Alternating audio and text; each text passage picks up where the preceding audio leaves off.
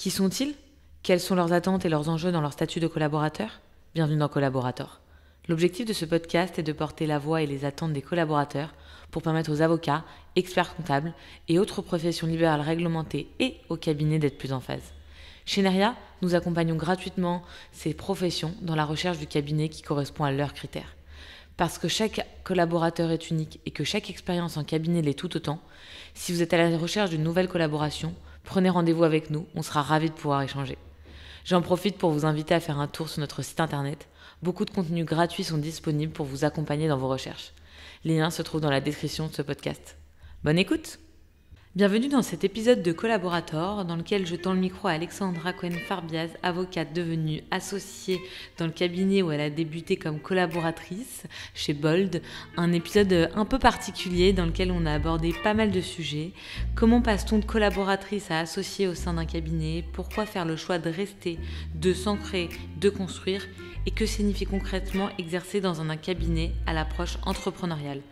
Alexandra revient sur les étapes de ce parcours, sur les conditions qui ont permis cette évolution et sur ce que cela implique aujourd'hui en matière de fonctionnement, de management et de développement de la structure. On parle ainsi de recrutement, de fidélisation, mais aussi et surtout de marque employeur. Quelles promesses on formule aux candidats, ce qu'ils viennent chercher, ce qui les fait rester ou partir. Elle partage sa vision très concrète de la stratégie RH dans un cabinet d'avocats, les leviers de l'attractivité qu'elle considère pertinents et les enjeux spécifiques auxquels ils sont confrontés. Enfin, Alexandra nous livre sa lecture des priorités RH pour les années à venir, ce qui l'anime dans son rôle d'associée et les conseils qu'elle donnerait à un jeune collaborateur ou à une jeune collaboratrice qui souhaite un jour franchir ce cap. Je vous souhaite une bonne écoute et j'attends vos retours sur cet épisode un peu particulier. Bonne écoute! Bonjour Alexandra. Salut Eva. Merci beaucoup d'avoir accepté l'invitation dans le podcast Collaborator. Avec plaisir, merci beaucoup à toi. C'est une première pour inviter une associée de cabinet d'avocats. J'ai l'habitude d'avoir des collaborateurs. Mon idée aujourd'hui, on va rentrer en long, en large, en travers sur les sujets marque employeur, recrutement, image de cabinet, fidélisation, etc. Mais par contre, je vais commencer comme d'habitude avec la même question. Pourquoi est-ce qu'au départ, tu as voulu devenir avocate ? C'est une excellente question et en réalité, je ne sais pas. Disons que j'ai toujours eu envie de devenir avocate parce que j'aimais l'idée de convaincre, j'aimais l'idée de défendre une position. Et donc, dès la primaire, je pense que j'avais déjà cette idée-là d'avoir ce métier, alors que je savais pas vraiment en quoi ça consistait réellement. Je voyais des films à la télé, j'étais fan d'Ally McBeal, j'aimais bien la vie en cabinet. Et donc, je me suis pas vraiment posé de questions sur le parcours que j'allais faire parce que j'avais bien en tête, j'avais cette idée de partir sur des études de droit. Donc, je me suis inscrite à la fac de droit sans faire d'autres choix que de la fac de droit. Et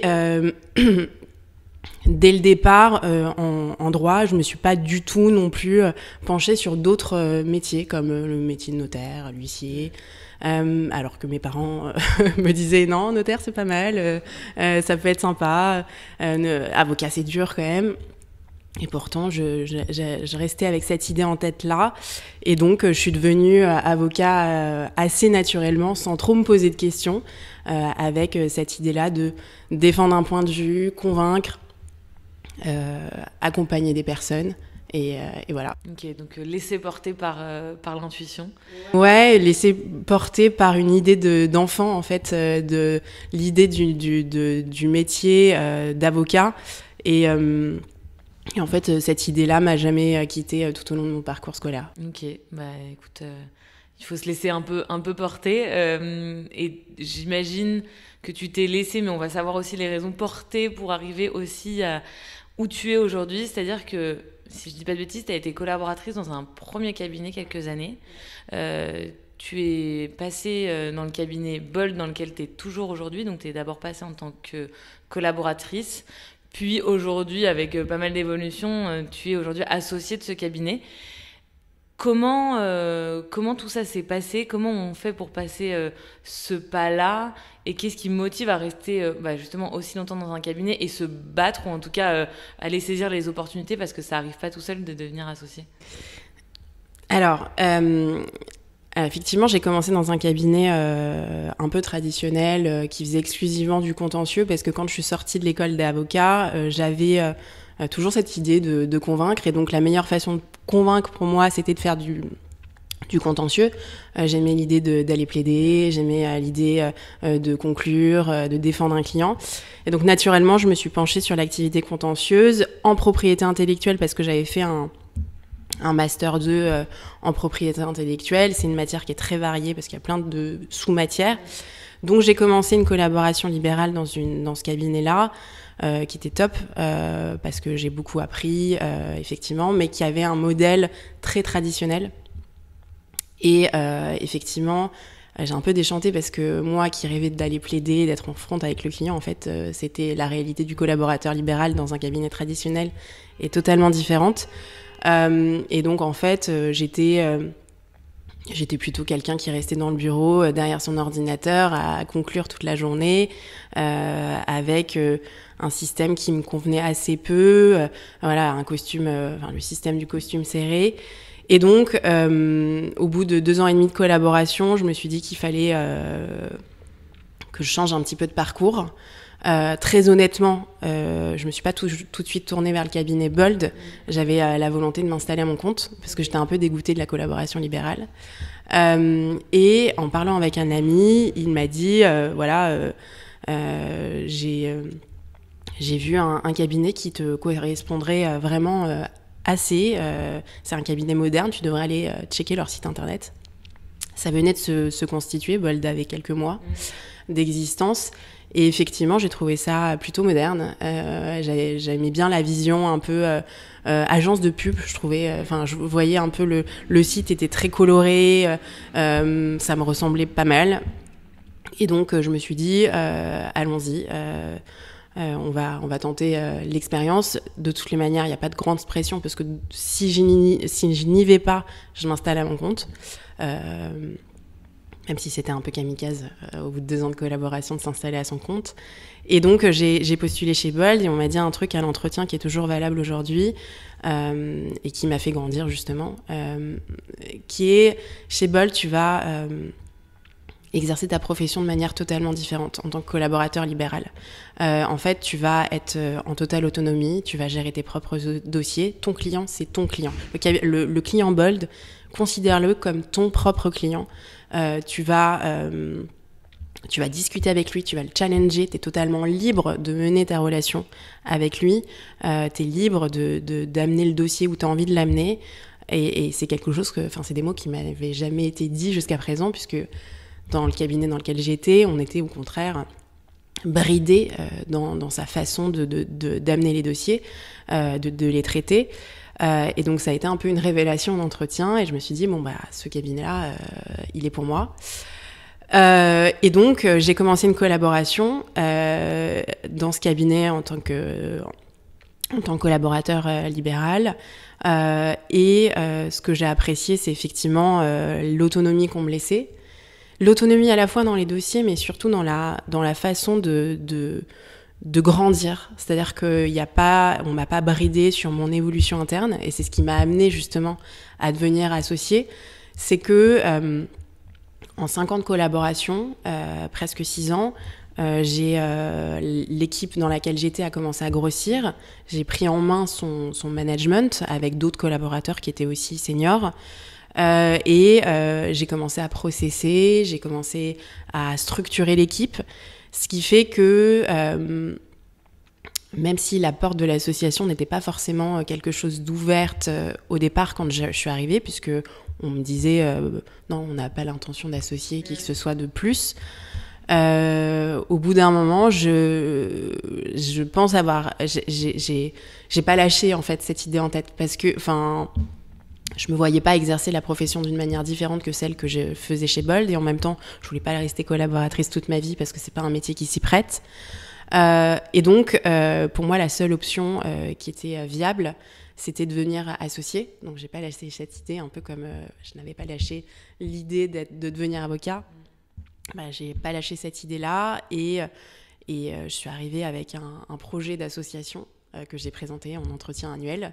Et c'est comme ça qu'a démarré le processus d'association. Ok, donc juste si on peut un petit peu sortir ton exemple précis et peut-être donner un peu une idée à un collaborateur ou à quelqu'un, un collaborateur senior counsel qui a envie d'être associé, c'est aussi de dire, même dans un cabinet comme Bold qui est beaucoup plus ouvert, où il y a une volonté que chacun prenne sa place en interne et auprès des clients, on est obligé de mettre le pied dans la porte même si elle n'est pas ouverte, et un non n'est jamais ferme et définitif si on arrive avec un projet qui est viable, j'imagine, en termes de business plan, d'apport de clientèle ou d'autres sujets internes.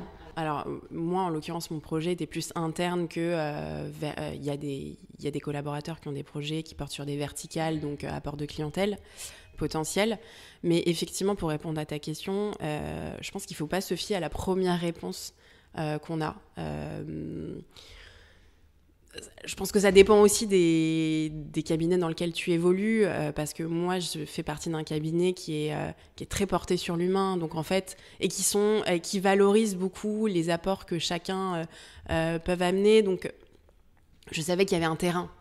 Si tu veux, oui, la porte était fermée, mais la réalité, c'est que je savais qu'il y avait un terrain potentiel pour que la porte s'ouvre à un moment donné. Donc j'ai fait le chemin pour aboutir à cette décision-là d'association. Et effectivement, pour les collaborateurs qui nous écoutent, je pense qu'il ne faut jamais se fier à la première réponse quand on sent qu'on est dans un cabinet dans lequel on peut évoluer, on peut apporter sa pierre à l'édifice, et que surtout, si on l'apporte, ça sera valorisé. Ok. Donc c'est plutôt rassurant, parce que c'est loin d'être toujours le cas, voire extrêmement rare qu'on dise clairement, un, qu'il y a une porte ouverte pour une association, et deux, les conditions qui doivent être remplies pour l'être. Ça, c'est encore plus nébuleux là-dessus. T'as accroché du coup dès le départ au projet Bold qui était en construction, qui n'était pas le même quand t'es arrivé qu'aujourd'hui. On voit énormément ce cabinet présent, il est connu, reconnu sur, notamment pour de l'entrepreneuriat, pour des startups, des PME, et puis une présence en ligne. On parlait en off des sites internet qui sont hyper importants. J'aimerais qu'on parle, et c'est aussi le sujet du jour, de marque employeur. Avant de rentrer dans le détail de ce que vous avez pu mettre en place, constater, les avantages, inconvénients, pour toi, c'est quoi la définition justement de cette marque employeur? Parce qu'on en entend vachement parler, c'est un mot hyper à la mode et hyper important. Mais qu'est-ce que toi, t'y places derrière? Je pense que j'y place essentiellement des valeurs, plus que des choses pratiques à mettre en place en interne, parce que tout le monde le fait.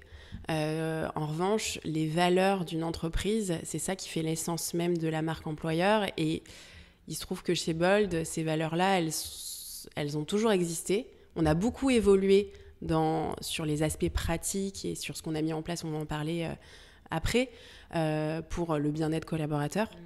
Mais la marque employeur, si tu veux, ça va au-delà du bien-être collaborateur. C'est les valeurs qu'on a mises en place et auxquelles tous nos collaborateurs adhèrent dès le départ. Parce que ils adhèrent parce que c'est quelque chose qu'on martèle au moment de l'entretien, quand on fait passer des entretiens de recrutement. Les valeurs, elles sont mises sur la table, et si on voit qu'il y a un doute sur le fait que le candidat n'adhère pas à ces valeurs, il n'a pas sa place chez Bold. Et donc du coup, ces valeurs-là, c'est des valeurs de solidarité, parce que chez Bold, en fait, on a un système qui fait que, je pense que tu le sais, mais on a un modèle économique où on a supprimé le temps passé. Et donc en fait, le fait de supprimer le temps passé change un peu la perspective du traitement de dossier, parce que tu peux passer le temps que tu souhaites. Et donc potentiellement, quand tu passes le temps que tu souhaites, tu peux aller demander de l'aide à un de tes copains qui va te l'apporter, parce que lui, en fait, il n'y a pas de problématique de temps, ou le temps qu'il passe avec toi, c'est le temps qu'il ne passe pas à facturer. Donc ça crée, ce système-là de suppression du temps passé, crée de toute évidence de la solidarité entre les personnes qui sont chez nous. Et donc, évidemment, nous, c'est quelque chose qui est extrêmement important à avoir quand tu arrives chez Bold. D'ailleurs, les personnes qui le sont pas ne restent pas longtemps. Donc ça, c'est la première valeur. La deuxième valeur, c'est la curiosité, parce que on bosse sur beaucoup de sujets très variés. On est face à des startups qui sont assez novatrices, si tu veux, sur leurs projets. Donc, si tu fais pas preuve de curiosité et que tu vas pas un petit peu farfouiller à droite à gauche, mettre les mains dans le cambouis, tu peux pas rester longtemps chez Bold. Et la dernière valeur, c'est le courage, parce que on bosse évidemment beaucoup comme dans tous les cabinets d'avocats, même si on bosse différemment. On répond à un volume de demandes assez conséquent et surtout, ça rejoint la curiosité, on bosse sur des sujets très variés. Donc il faut un certain courage, surtout que nous, on a la volonté que les avocats se mouillent, si tu veux. Ils doivent répondre, ils doivent recommander des solutions à nos clients, et donc il faut avoir ces courages. Et donc pour moi, la définition de la marque employeur, c'est ça, c'est ces valeurs-là. Ok, très clair. Donc ça, c'est ce qui est affiché et ce qui est annoncé à des collaborateurs qui veulent vous rejoindre et ceux qui arrivent. C'est quoi la stratégie concrète que vous avez mis en place, que vous avez peut-être même testé et fait évoluer, parce que j'imagine qu'il y a des choses qu'on teste et qui fonctionnent pas, mais tant qu'on les teste pas, on le sait pas. Pour marteler cette marque employeur, mais surtout pour qu'elle transpire auprès de chacun des collaborateurs qui sont chez vous. C'est difficile de répondre à cette question parce que je pense que les choses se font assez naturellement. En fait, on n'a pas de ces valeurs, n'ont pas découlé des règles particulières. Ça se fait assez naturellement.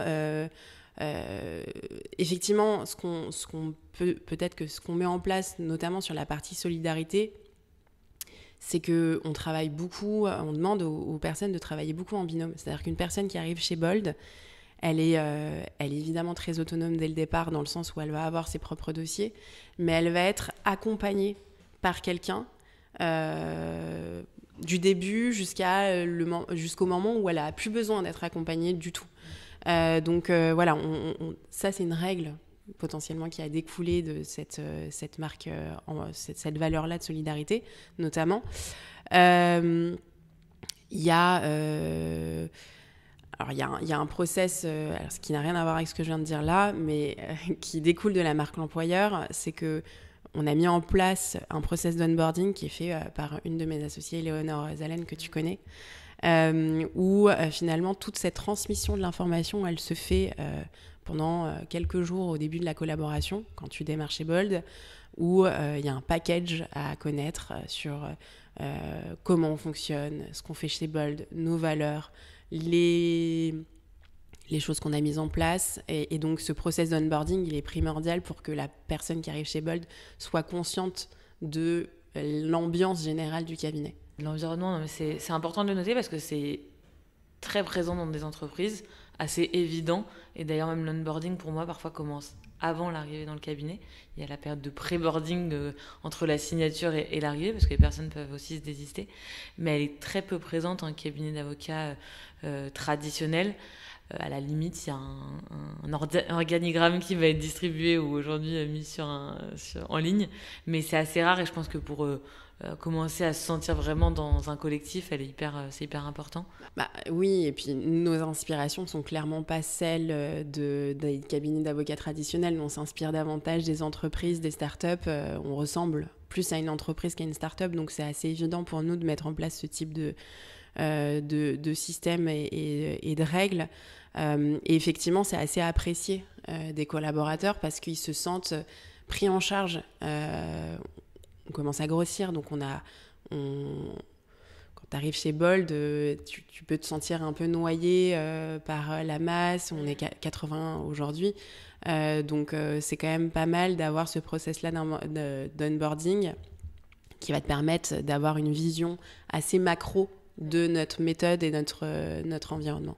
Qu'est-ce qui, du coup, vous avez ces valeurs qui ressortent sur votre marque employeur. Qu'est-ce qui ressort des entretiens ou des échanges formels et informels que vous avez avec des collaborateurs qui fait qu'ils veulent vous rejoindre, ou qu'est-ce qui fait, à l'inverse, peur à des avocats et qui fait que en fait il y a des process qui n'ont pas abouti ou des collaborateurs qui veulent pas rejoindre une structure qui est complètement atypique par rapport aux autres cabinets? Alors, je pense que ce qui fait que pas mal de collaborateurs veulent nous rejoindre, c'est notre modernité. Et quand je dis modernité, je parle principalement du fait que on n'est pas sur un système de temps passé. Donc effectivement, le fait de remplir des feuilles de temps, je pense que la plupart des collaborateurs en font des cauchemars la nuit. Et donc, ça, c'est effectivement un point qui est souvent relevé en entretien. Et aussi le fait d'être en autonomie et de pouvoir parler aux clients. Mine de rien, ça reste assez rare. Moi, je suis assez étonnée. Je fais passer maintenant depuis pas mal d'années chez Bold les entretiens. Et je me dis, mais mince, ça fait maintenant 6 ou 7 ans que je suis chez Bold. Et je m'aperçois qu'en fait, les cabinets ne grandissent pas sur cet aspect-là. Moi, effectivement, je n'étais pas du tout en relation avec les clients. Ce qui me paraît fou aujourd'hui. Et en fait, je m'aperçois que le marché n'a pas changé. Les cabinets traditionnels ne souhaitent pas que les collaborateurs puissent être en front avec les clients parce que, probablement par peur de perdre le client, et que l'associé aime bien tenir sous son aile. Et donc, effectivement, le fait d'être en front avec le client, de traiter les dossiers en autonomie, c'est quelque chose qui revient beaucoup. Et enfin, l'absence de compétition et le côté collaboration libérale. Malgré tout, on revient à l'essence même de notre métier. C'est chez Bold, on est sur une vraie collaboration libérale. On s'organise comme on le souhaite. Il n'y a pas de la culture du présentéisme qu'il pourrait avoir dans d'autres cabinets traditionnels. Et donc ça, c'est très apprécié des collaborateurs. Et en revanche, pour répondre à ta deuxième question, ce qui est moins apprécié, enfin en tout cas, ce qui peut faire peur, c'est que faut savoir qu'on est quand même sur un modèle économique d'abonnement illimité, parce qu'on n'en a pas parlé, mais ce qui fait qu'on est sur un modèle qui nécessairement est associé à un volume de demande très conséquent. Compte tenu du volume de demande, on a mis en place beaucoup de règles, beaucoup de process, beaucoup de templates qui n'existent pas dans des cabinets traditionnels.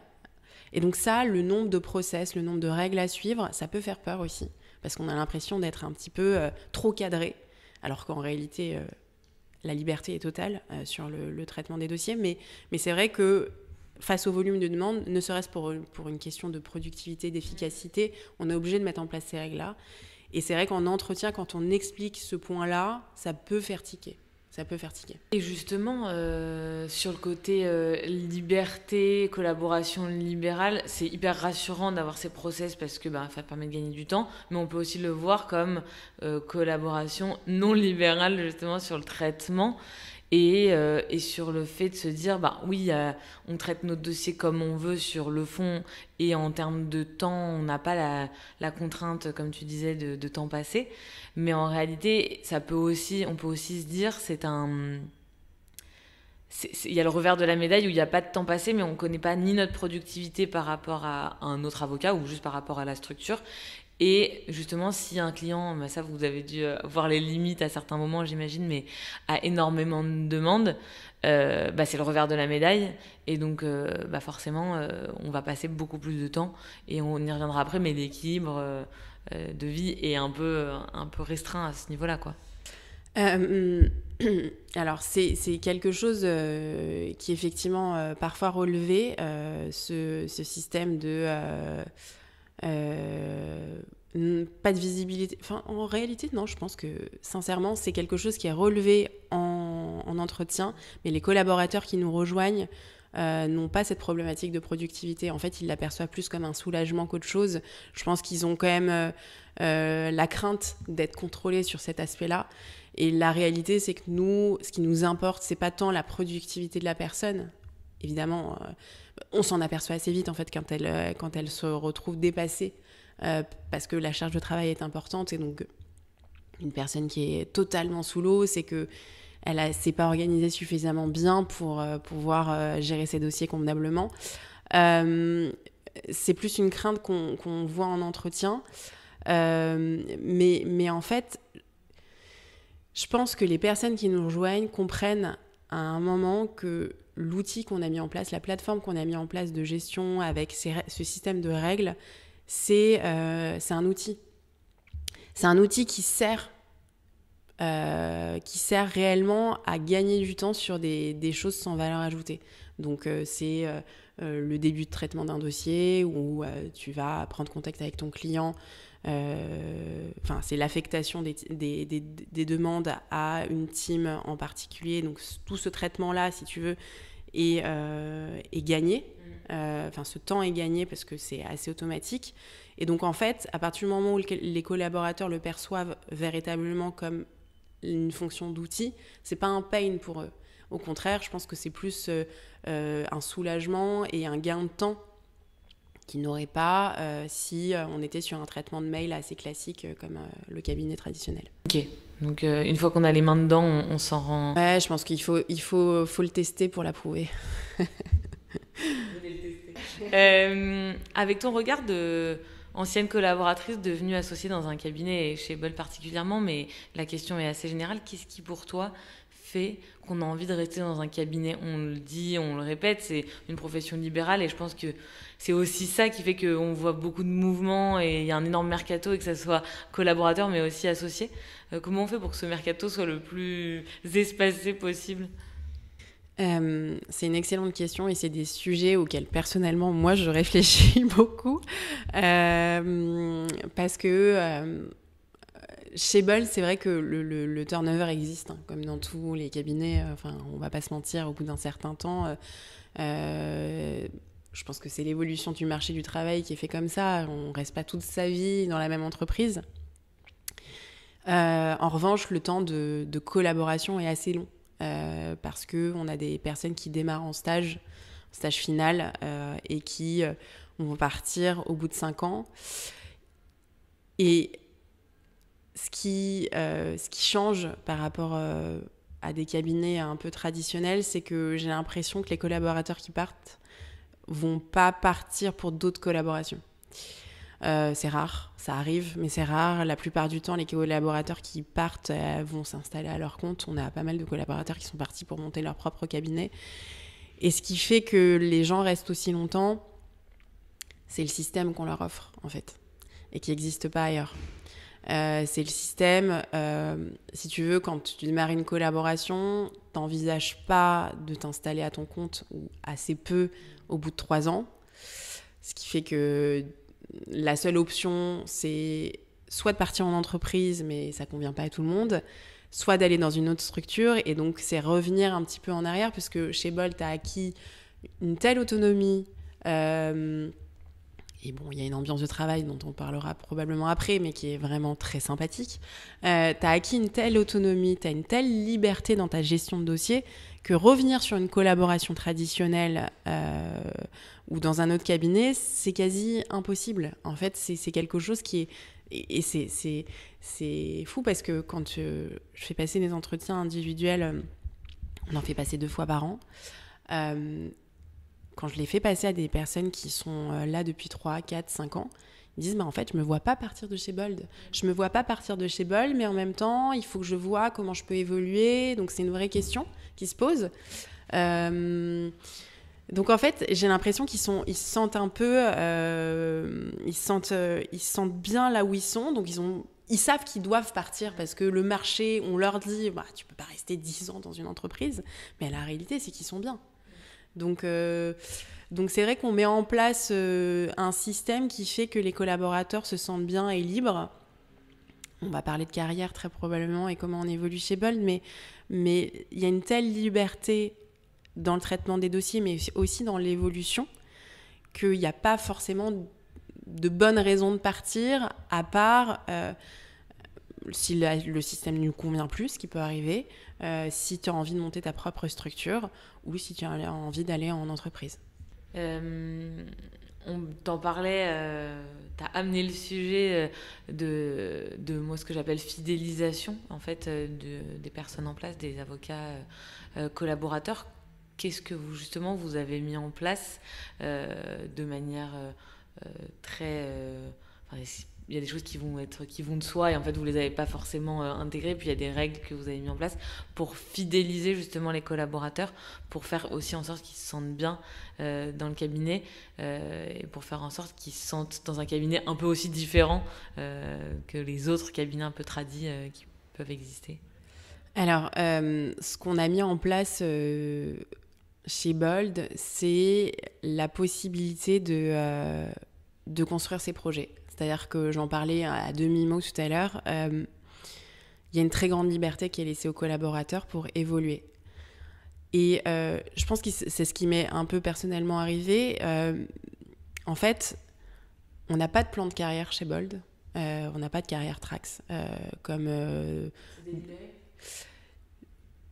Alors, je pense que c'est des sujets sur lesquels on a beaucoup réfléchi. Même avant que je devienne associée, il y a il y a des associés qui ont pris en charge ce sujet. Il y a des collaborateurs qui se sont mis aussi sur ce sujet en disant comment on fait pour fidéliser les collaborateurs qu'on souhaite garder. Et en fait, on s'est aperçu que on n'avait pas besoin de mettre en place ce système-là, tout simplement parce que les collaborateurs qui ont envie de construire avec nous, et nous on valorise évidemment ce qu'ils construisent, ils ont la liberté totale de le faire. Aujourd'hui, donc il y a moi, mon évolution, mais il y a aussi l'évolution d'une autre associée qui est devenue associée en même temps que moi, qui a monté une verticale, qui a dirigé une verticale d'avocats en détachement. C'est elle qui a l'initiative de ce projet. Il y a une autre collaboratrice qui n'est pas associée, mais qui a l'initiative d'un produit sur la partie marque. Il y a une autre collaboratrice qui est à l'origine des produits JEI, Jeunes Entreprises Innovantes.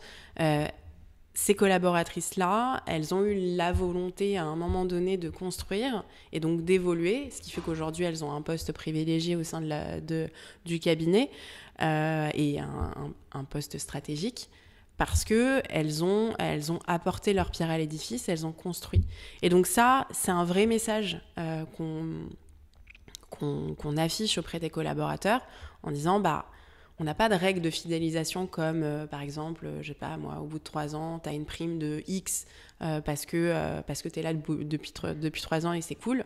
Non, en revanche, ce qu'on fait, c'est on leur dit, vous êtes libre de monter les projets que vous souhaitez, on sera toujours là pour vous porter, on sera toujours là pour vous challenger et on sera toujours là pour vous mettre sur le devant de la scène parce que c'est votre projet et c'est le projet qui vous appartient et pas celui du cabinet sans vous. C'est-à-dire que le projet, il existe parce que c'est vous qui l'avez porté.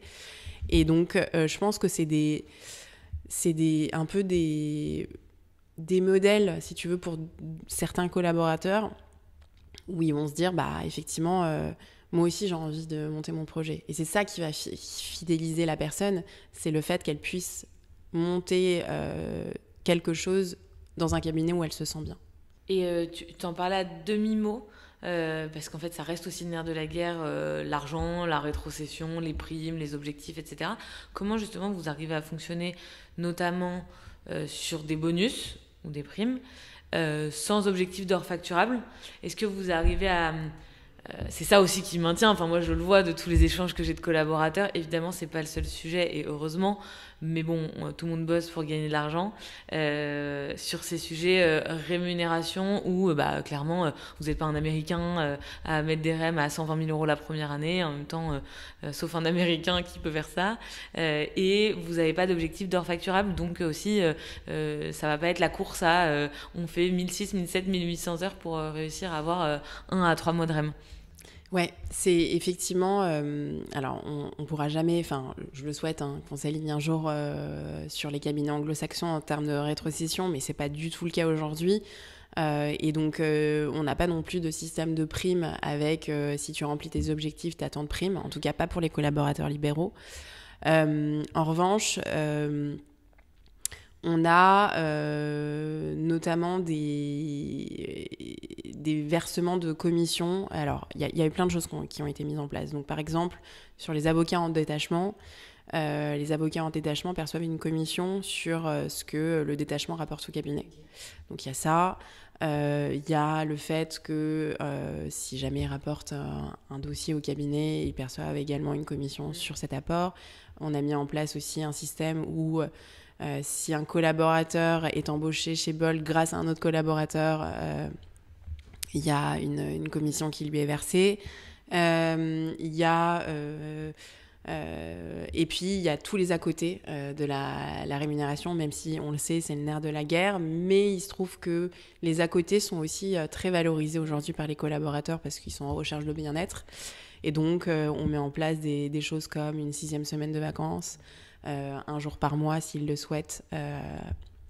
C'est un choix en fait, soit une 6e semaine de vacances, soit un jour par mois. Y a des fêtes très régulières. Voilà, il y a une ambiance générale qui fait que finalement la rétrocession, même si c'est le nerf de la guerre quand tu es sur le marché du travail, tu es en recherche aussi d'autres choses, de bien-être. Et nous, ce qu'on met en place chez Bold permet d'équilibrer, si tu veux, et de compenser des rétrocessions qui sont moins importantes que dans des cabinets anglo-saxons. Justement, tu disais qu'il y avait des à-côté qui ressortent. Moi, j'en entends plein, mais je suis curieuse d'entendre ce que tu as. C'est quoi ton regard en tant qu'associé, mais jeune génération, sur l'expression un peu galvaudée aujourd'hui de équilibre de vie pro-perso, qui peut maintenant devenir presque, qui est un peu cristallisé là-dessus, et pourtant, et ça reste un métier où c'est un équilibre qui est compliqué à avoir parce qu'il n'y a pas de rythme de travail, il n'y a pas d'horaire, et c'est pas évident côté collaborateur, mais j'imagine que c'est pas évident côté associé et côté cabinet de le prendre en main. Alors, c'est effectivement un mot qui revient systématiquement en entretien, l'équilibre vie pro, vie perso. Et en fait, le problème, c'est que je pense qu'il n'y a pas de définition claire de ce que c'est propre à chacun. Enfin, moi, je suis partie de mon ancien cabinet parce que justement, j'avais pas d'équilibre vie pro, vie perso. Et en fait, je m'aperçois qu'aujourd'hui, chez Bold, je bosse peut-être plus que ce que je bossais avant. Mais parce que j'ai trouvé mon équilibre entre ma vie professionnelle et ma vie personnelle en tant que maman de 2 enfants. Donc, je pense que c'est très personnel. Et nous, on a une vision où c'est pas forcément à quelle heure tu termines, même si personne fait des nocturnes chez Bold, je te rassure. Les gens, en général, ils rentrent chez eux avant 20h, parce qu'on n'a pas de cette culture du présentéisme. Mais en revanche, on bosse beaucoup, donc, parce que ça reste un métier dans lequel tu travailles énormément. Mais on a pas mal d'à côté, donc effectivement, la 6e semaine de vacances, ça en fait partie. Ça fait partie aussi des choses qu'on met en place, comme le sport. Le sport, il a une place importante chez Bold. On a des coachs qui viennent 2 fois par semaine faire des cours. Et puis, il y a une ambiance générale où les gens courent ensemble. Enfin bon, il y a vraiment une ambiance un peu sportive sympathique. Ça fait partie de l'équilibre. Le fait d'avoir du temps pour soi, ça fait partie de l'équilibre vie pro, vie perso. Il y a beaucoup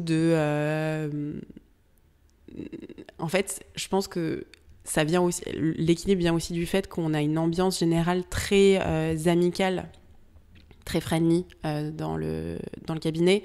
Les gens boivent pas mal de verres ensemble le soir, on fait pas mal de fêtes, on organise plein d'événements. On a même créé une application qui s'appelle Bizer, qui a été développée en interne, mais qui est aussi disponible d'ailleurs pour toutes les entreprises, où tu peux créer.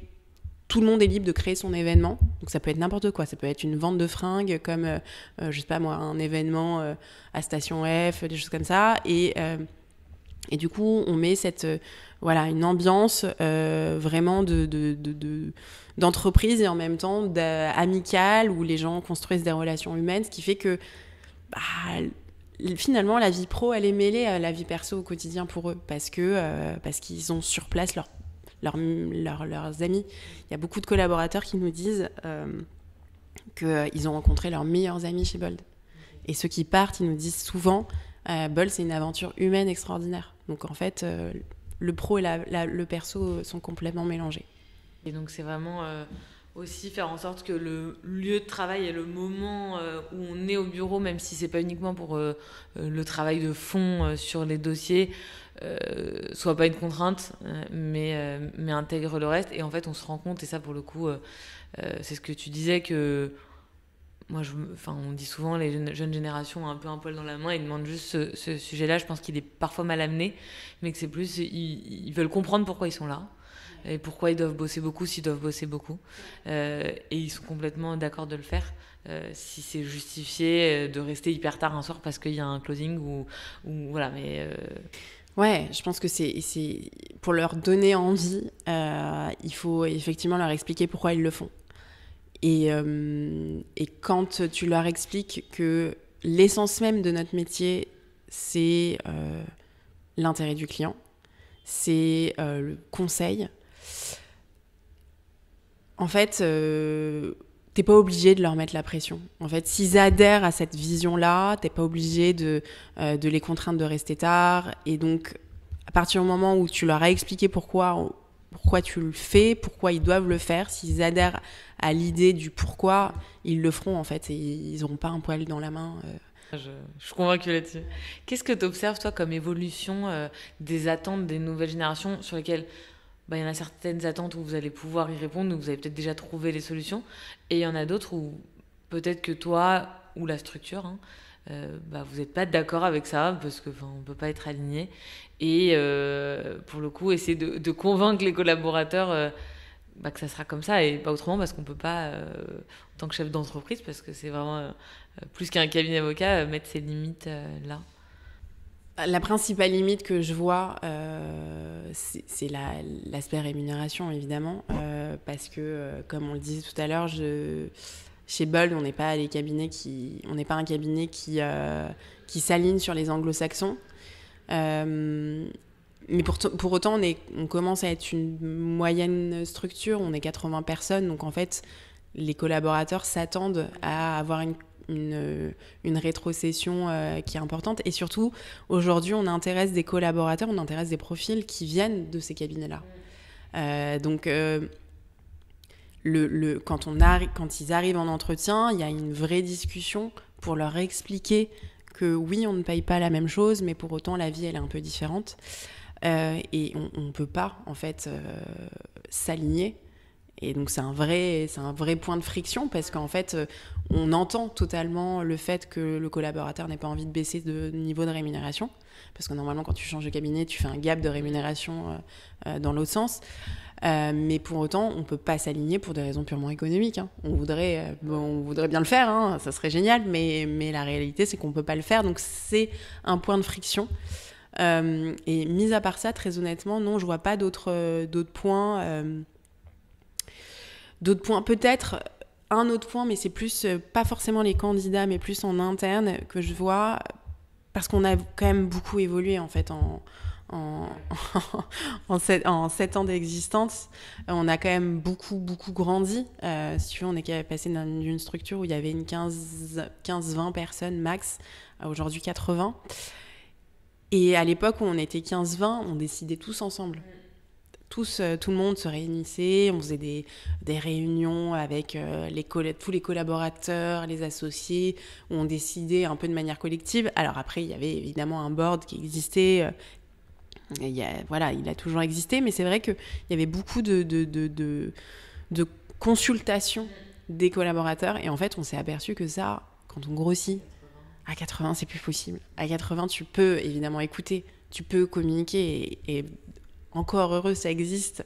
Et moi, j'adore communiquer avec les collaborateurs parce que j'y ai... Ouais, oui, et puis enfin, j'y étais il y a 2 ans, tu vois, donc ça serait complètement fou de rompre la discussion, le dialogue. Mais pour autant, il faut quand même comprendre que tu peux pas prendre les décisions collectivement, et il faut quand même qu'il y ait des personnes qui soient là qui ont une vision globale de l'entreprise et qui prennent les décisions pour les autres, même si ça convient pas à tout le monde. Et justement, sur l'évolution, tu parlais de carrière tout à l'heure, on a dit qu'il n'y avait pas de track particulier pour avancer. Est-ce que vous avez une difficulté, pour garder des profils un peu seniors et en conséquence, en termes de formation sur des profils plus juniors, est-ce que c'est pas un peu parfois compliqué parce que la formation, elle passe par le fait de voir plein de dossiers, mais elle passe aussi, elle transpire de l'expérience des associés ou des collaborateurs seniors en tout cas. Ouais, c'est le cas. Effectivement, les plus jeunes sont pris en main par des collaborateurs qui sont seniors. Donc, je parlais tout à l'heure d'un système de binomage. C'est exactement ce qui se passe chez Bold. En gros, quand tu arrives chez Bold, tu as toujours un référent qui a une position plus senior. Ça peut être un middle, mais c'est en général plutôt un senior qui va t'accompagner dans ta formation jusqu'au moment où tu n'as absolument plus besoin, même si tu en as toujours un peu besoin parce que tu apprends tous les jours. Et donc, moi aussi, à titre personnel, je forme pas mal de personnes. Comment tu fais pour garder ces seniors-là ? En fait, c'est des points de relais. C'est-à-dire que je pense que la meilleure façon de les garder, c'est de les considérer et valoriser ce qu'ils font. Donc la formation, c'est valoriser. C'est-à-dire que tu vas percevoir potentiellement des augmentations qui sont plus importantes. En tout cas, dans mon équipe, c'est ce qui se passe. Dans une équipe que je dirige, c'est ce qui se passe. C'est qu'à partir du moment où tu prends en main quelqu'un, que tu t'investis dans la formation pour que lui-même grandisse et soit à un niveau d'exigence que nous, on souhaite, forcément, il faut le valoriser. Et donc, oui, ça passe par la rémunération. Ça passe aussi par la confiance que tu leur accordes en les mettant sur une position de... Il n'y a pas de hiérarchie, c'est Bold, mais il y a forcément des points de relais, si tu veux. Donc, c'est un point de relais où c'est lui qui va leader une petite équipe, qui va l'animer, où c'est elle qui va mettre en place des process. Et donc, par la valorisation de leur poste, mais aussi par une rémunération un peu plus conséquente que les autres, forcément, tu les valorises et donc tu permets de les garder plus longtemps. Ok, oui, ça permet effectivement de... Enfin, tu le dis, la hiérarchie, c'est pareil, ça peut être un mot tabou, notamment dans une profession libérale. Mais en fait, ça permet cette pyramide où maintenant le modèle évolue un peu avec l'IA, on n'en a pas forcément parlé, mais en tout cas qui est des seniors au-dessus, de garder un niveau d'exigence pour la clientèle qui est... c'est essentiel. Nous, c'est le nerf de la guerre. Hein. De toute façon, on a la volonté d'être ultra qualitatif. Et donc, pour être ultra qualitatif, il faut avoir des personnes très bien formées. Et donc, il faut valoriser les personnes qui forment. Il n'y a pas de hiérarchie dans le sens où un senior, il ne va pas staffer un plus jeune. Il va venir épauler le plus jeune sur son dossier. Il va l'accompagner pour le former. Donc, il n'y a pas de hiérarchie. Mais en revanche, il y a des postes stratégiques et on met les personnes qui sont qualifiées à ces postes stratégiques pour qu'elles apportent et qu'elles fassent grandir les plus jeunes. Très clair. Si on se projette un peu sur l'avenir, je ne mets pas trop de temporalité parce que ça fait toujours un peu peur, mais c'est quoi les priorités RH que toi tu vois ou que vous avez identifiées au niveau du cabinet qui sont vos sujets aujourd'hui à court et moyen terme et les tournants à prendre au sein du cabinet ou de manière un peu plus globale au sein de la profession? Je pense que le sujet principal, on vient d'en parler, c'est la qualité. On grossit.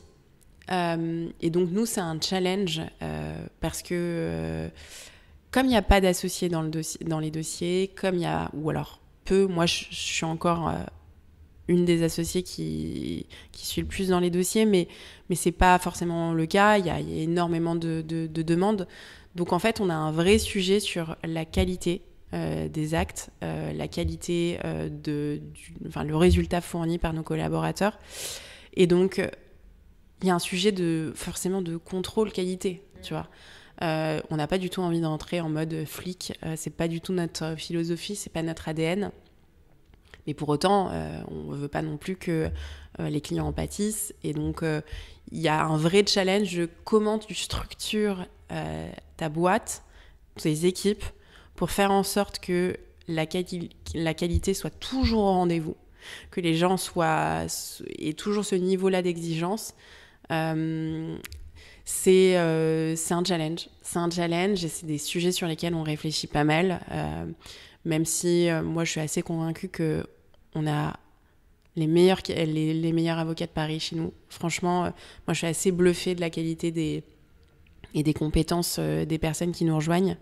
Parce qu'elles ont les mains dans le cambouis toute la journée et qu'elles grandissent très rapidement. C'est des formations très accélérées.